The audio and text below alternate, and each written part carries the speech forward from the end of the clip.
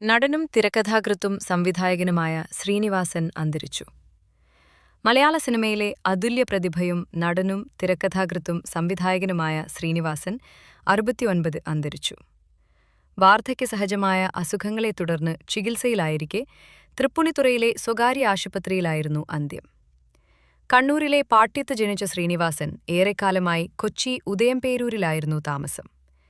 മലയാളികളിന് പ്രിയപ്പെട്ട ദാസനും വിജയനും ശൈലിയിലുള്ള തമാശകളിലൂടെയും സാമൂഹിക വിമർശനങ്ങളിലൂടെയും പതിറ്റാണ്ടുകളോളം പ്രേക്ഷകരെ വിസ്മയിപ്പിച്ച കലാകാരനായിരുന്നു അദ്ദേഹം. 200-ലേറെ ചിത്രങ്ങളിൽ അഭിനയിച്ചു.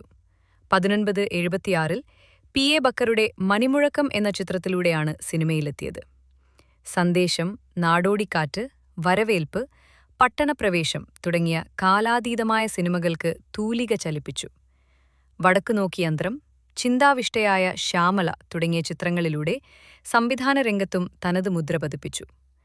മികച്ച സംവിധായകൻ, തിരക്കഥാകൃത്ത് എന്നീ നിലകളിൽ നിരവധി സംസ്ഥാന ദേശീയ പുരസ്കാരങ്ങൾ നേടിയിട്ടുണ്ട്.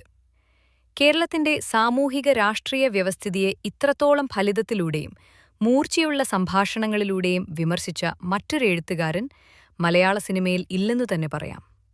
അദ്ദേഹത്തിന്റെ വിയോഗം മലയാള ചലച്ചിത്ര ലോകത്തിന് നികത്താനാവാത്ത നഷ്ടമാണ്.